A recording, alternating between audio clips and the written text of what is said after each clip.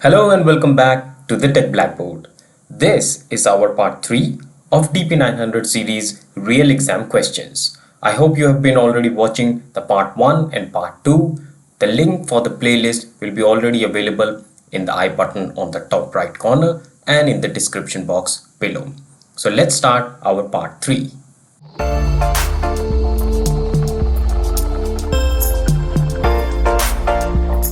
Let's begin with our question number 31. Our question number 31 gives you three options here, which says visualization, and you have three kind of visualization here given: key influencer, scatter, or tree map. And you have to match these three visualization with these statements. So let's check out the statements first.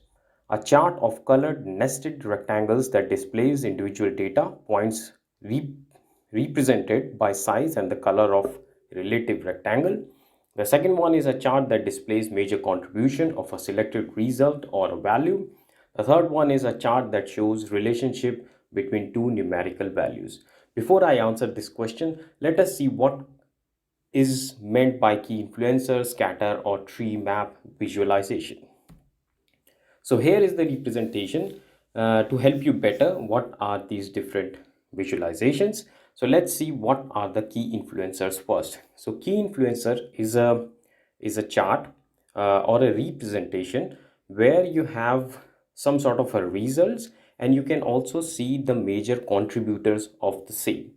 So here you can see what are the major contributors to the income. So this is what or how a key influencer chart looks like. Then coming to the tree map. So tree map is a sort of a data representation where we use rectangle boxes, and these rectangle boxes, depending upon their size and color, represent the individual data. Okay, so this is a tree map. Then coming to the last one that we have, this is the scatter sort of visualization. Scatter means that you have a chart that actually shows relationship between two numerical values. So it can be positive correlation, it can be negative correlation, or it can be negative. So you can say positive goes up, negative is coming down, and no relation is basically going nowhere. So it's scattered all over. So this is how a scattered visualization looks like. Now let's try to answer our question. So first one is a chart of colored nested rectangles. So I think you can already make out because it's a rectangle, and I already mentioned you the answer for this one is tree map.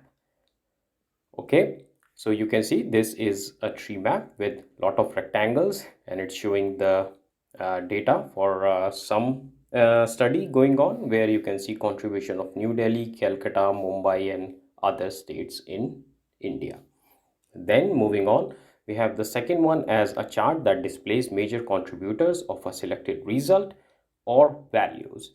So as I already told you, this where we see major contributors is a type of key influencer. So the answer to this one is key influencer. And the third one where we see relationship between two numerical values is scatter visualization. I hope this is clear. So always remember these charts whenever you are going to give the attempt for DP-900. Now let's move on with our next question. Question number 32. In this question, we are discussing about different type of analytics. We have already discussed these kind of questions in our earlier videos. So I won't take more time in describing it now. Okay, but I will show you a little glimpse of how what are these different type of analytics. We have descriptive that answers what's happening, diagnostics, why it is happening, prescriptive, what will happen, basically the future. Predictive is basically what will happen, and prescriptive is what action should we take. Okay, so now that you know a little bit of different type of analytics, let's answer these questions.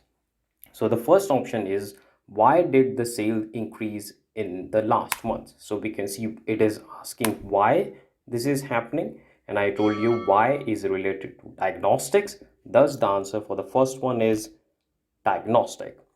Moving on, we have how do I allocate my budget to buy different inventory items. Now, as we see in this one, how is basically, this is basically asking how I allocate. So it's basically asking what action should I take, and then the actions, what actions are covered by prescriptive analysis. Thus, the answer for this one is prescriptive. Then moving on, we have which people are mentioned in a company's business document. So now we are trying to answer what is happening, right? Which people, it's already happening. We are just trying to find out the answer for which people are mentioned, right? So it's basically related to your past or what is happening. So thus the answer for the same is descriptive analytics. So please understand, descriptive is the analytics which answer what is happening or what has answered or what has happened in the past. So if both any of these options come, you have to choose descriptive analytics. Quickly move on to our next question, question number 33. In this question, you have been given a statement. Okay, so it says that your company loads the data from a CRM, customer relationship management system, to a data warehouse by using extract, load, and transform ELT process, right? And then what you need to actually do is you have to tell where each step of ELT will happen, where will extract happen, will load happen, and where will transform happen. So you have to match these steps of ELT process with those of these locations, right? So let's try to understand this first. So you say you are loading the data from where? You're loading the data from a CRM. So this is your source. Then what, where are you loading it to? You're loading it to a data warehouse. So I think two things are very clear here, that source is CRM and the destination is data warehouse. Then in between there is another process which is called transform, right? So now let's try to answer the question with this understanding. So now where is the extract happening? Extract always happens in the source of the data. So where is the source? Source is CRM. So the answer for this is CRM. Then where is the load? Load is basically where the data is eventually going, the destination. And as I told you, the destination for the same is data warehouse. So the answer is data warehouse. Then obviously where is the transform happening, right? So in the ELT process, transformation is data is done, like cleaning of data, filtering, applying some business logic. All that transformation is happening in in-memory data integration tool.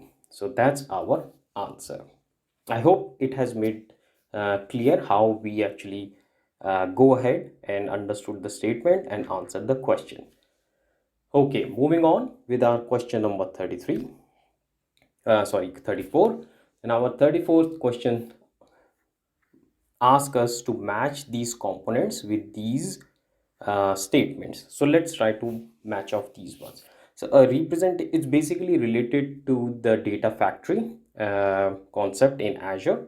So a representation of data structure within data stores. So data factory in Azure is something which is actually used for the ELT or ETL processes. So it extracts the data, it can transform the data for you, and it can also load the data into some data source. Okay, so in data factory you have to create data sets which are actually representation of data structures, and then you also create pipeline is nothing but a group of activities that this entire data factory will do. Then we have linked service. So linked services is something that actually link or connect to data sources. So now let's try to answer the question. So first one says a representation of data structure within data stores. So as I told you, a representation of data in a factory is actually taken care by data set. So that's the correct answer for this one. Moving on, we have the information used to connect. to external sources. As I told you, connection is something which is taken care by the linked service, and that is exactly what our answer is. Then a logical grouping of activities that performs a unit of work and can be scheduled. So that's actually the pipeline itself, right? So pipeline is a set of activities that perform a lot of work, and you can put it as a unit. So that's what a pipeline is.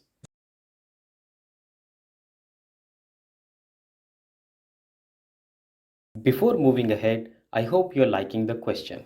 If so, please don't forget to like and subscribe. Now let's jump to our question number 35. Our question number 35 gives us some APIs, and we have to match how we can use these APIs in this answer area. So let's look the three options given. We have graph data, we have JSON document, we have key value data. We have also touched upon some variation of similar question in our previous videos as well. So graph data, whenever you see graph data, you always think of Germlin API in your mind, right? So this will help you. So G is graph and G is Germlin, right? So maybe you can make a connect in your mind to remember this answer easily. So let's see. The first answer is Germline API. Then we have JSON documents. So whenever we are talking about documents, especially JSON document, the best API to be used for that one is MongoDB API. So then the second answer is MongoDB API. Then we have key value pairs. We have already checked this in our previous questions. Whenever we have key value pairs or key value data, then the best API to use for is Table API. Now, when we move to our question number 36, you see another form of the same question here. Earlier, we were given APIs and we had to match them with type of data. However, in this variation, we are given data types here and we are given the APIs here. So we have to match the data types now with that of APIs. So let's see if we are in sync with our question number 35 as well.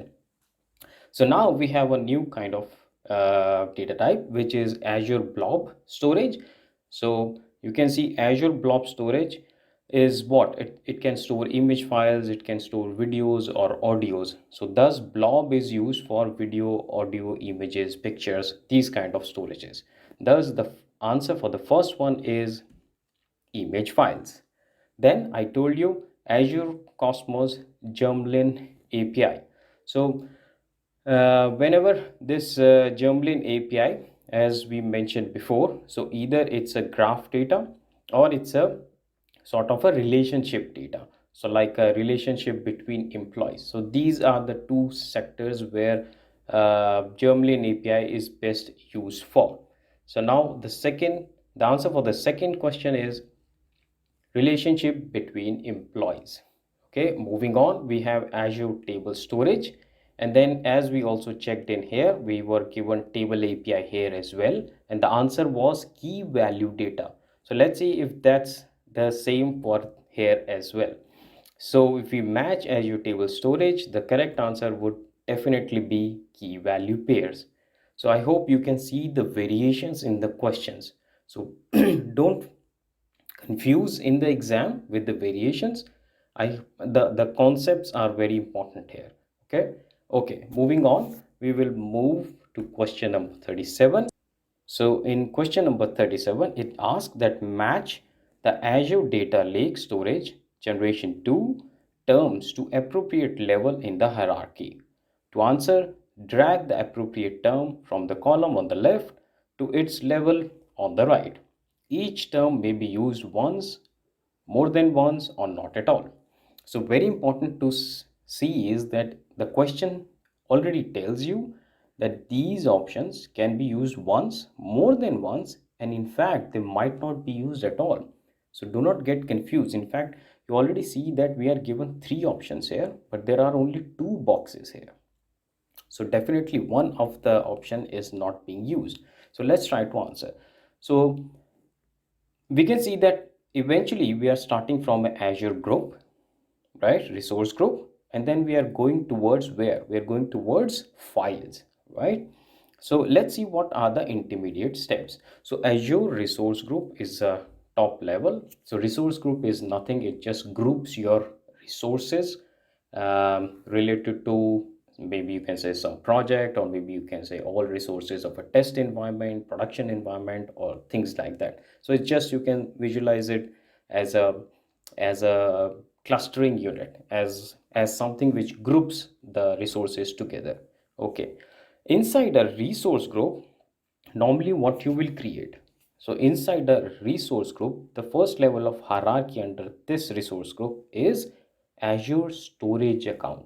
So before you create any kind or use any kind of storage like table storage or blob storage or any other kind of storage, you must have a Azure storage account, and thus that's what should fit in the first box given here.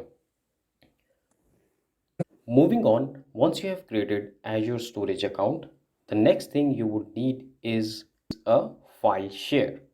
Okay, so that is exactly what will fit here, a file share.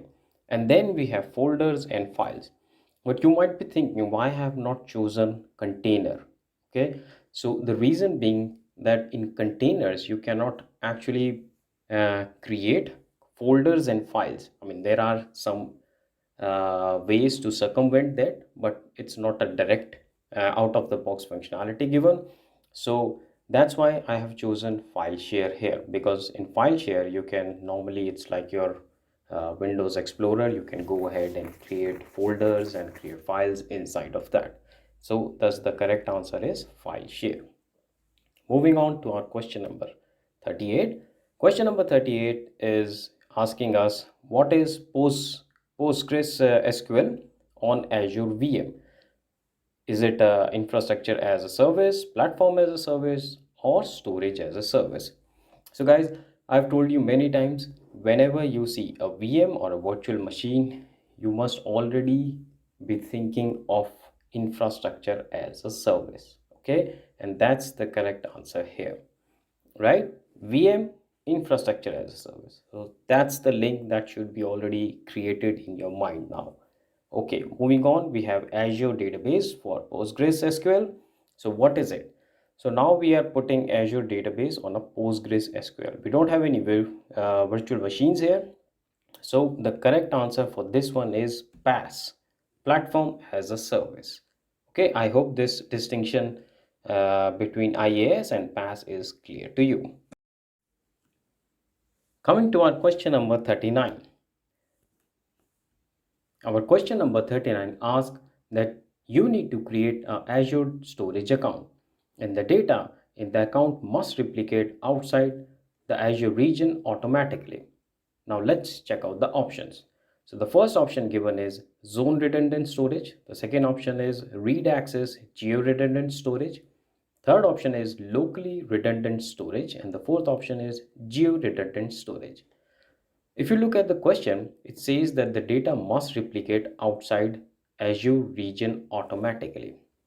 Thus, you can easily rule out the option A because it is related to zone redundant, and also option C because this one is also related to locally redundant storage. Thus, our correct answers are option number B and D because they provide geo-redundant. So both these options are geo-redundant, which actually fulfills the need to replicate data outside Azure region automatically. I hope this clears the logic behind choosing these options. Now let's jump to our question number 40. Question number 40 says that you have a SQL query that combines customer data and order data. The query includes calculated columns, and you need to create a database object that would allow users to run the same query. Now let's look at the option. The first option is index. Index is definitely not the correct option because index is created in a database for query optimization. So definitely this is not the option. View, yes. So view looks a correct option to us, but let's look at the other options as well. Scalar function, Function is definitely not the answer because function is majorly used in databases to put some business logic or do some small calculation and return a value. Then table is something which does not holds any query.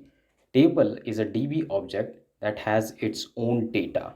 So thus our correct answer for this question is view. So view is the DB object that holds data uh, based on a query. Okay.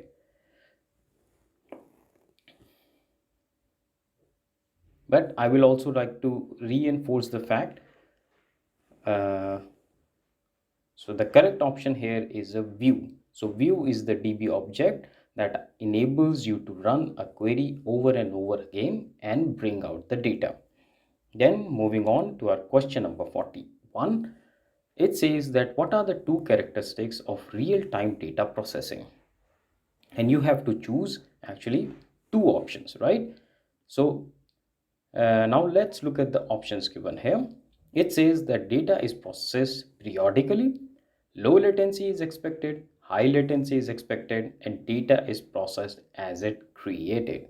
So we also discussed about this real-time processing and the batch processing in our in our previous slides. So go check out the previous videos as well. But just to give you a very brief context here, in case of real-time processing, we are processing the data as and when it comes. Okay, so we process, in case of real-time processing, we process the data as and when it comes. So now let's look at the option again. It says data is processed periodically. No, that's a task that's actually related to batch processing. So this is not the correct answer. The second one says low latency. This one is a correct option because whenever you are doing real-time processing, you would always want that the processing time is very minimal. So you want the data to be very quick. Of course, high latency is not expected because that's the opposite of the second one. And then data is processed as it created. Definitely yes, because this is real-time processing. So our correct answers are option number B and option number D. Moving on to our question number 42, is just ask what is an example of data manipulation language. The answer is very easy in this case because we are manipulating data, and manipulation out of these options is only done by the option C, which is insert, and that's our correct answer. This was part 3 of our DP-900 real exam question series. Hope you're liking the questions. Stay tuned for many more questions coming up in part 4.